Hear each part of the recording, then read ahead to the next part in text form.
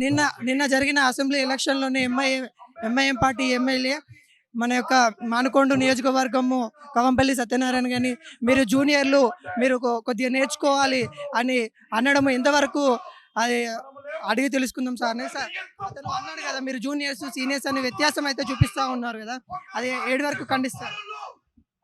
సభ్యుల లోపల జూనియర్లు సీనియర్లు ఏం లేదు. ఆయనకి ఏదైనా హక్కు ఉన్నది అని అంటే అదే సమాన హక్కు ఒక శాసనసభ్యునిగా నాకు కూడా ఉన్నది. ఆయన ప్రజల చేతనే ఎన్నుకోబడ్డాడు, నేను ప్రజల చేతనే ఎన్నుకోబడ్డా. ఆయనకు తెలియదు పాపం. ఆయన ఏందనంటే ఒక నియంతృత్వంగా నేను చెప్పింది అరుస్తే అందరూ భయపడతారు అనుకొని భయపెట్టించినారు.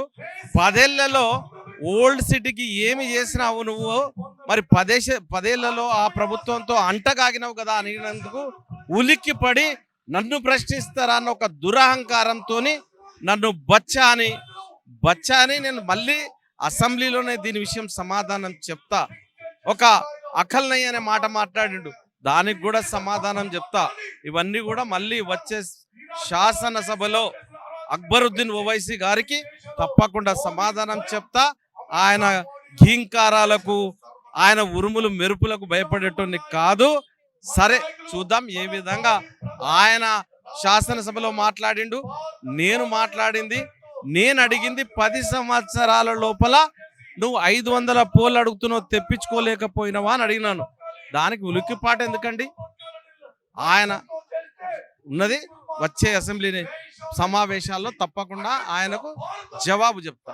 అంటే ఇప్పుడు ఆయన గౌరవ ఒక పొజిషన్ లో ఉన్నాడు, ఎమ్మెల్యేగా ఉన్నాడు, తోటి ఎమ్మెల్యేను బచ్చే అనడం ఎంతవరకు అది కరెక్ట్ అంట?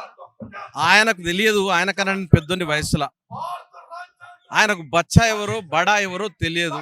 అంటే 6 సార్లు గెలిస్తే పెద్దోడు అయిపోతాడా? అక్కడ కానిస్టేబుల్ కూడా 30 ఏళ్ళుగా ఉంటాడు, 26 ఏళ్ళ ఐపీఎస్ ఆఫీసర్ ఉంటాడు. వాడు సమానమా? ఆయన ఆలోచించాలి. వయసుతో సమయం లేదు, ఎన్నిసార్లు వచ్చినావు అనేది కాదు, ఏమి చేసినావు నీ ప్రజలకని ముఖ్యం. అది గుర్తుపెట్టుకోమని. MIM party BRS party last 10 సంవత్సరాలు అయితే ఉన్నారు కదా, వాళ్ళ దోస్తు పార్టీలు అంటారు కదా, అలా ఎలా ఖండిస్తారు?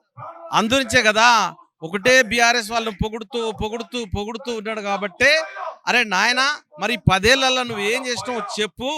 10 ఏళ్ల లోపల గవర్నమెంట్ లో ఉన్నావు, 500 పోల్స్ తెచ్చుకోలేని పరిస్థితిలో ఉన్నావు అని నేను ప్రశ్నించినందుకే కదా ఆయనకు ఉలికిపాటు.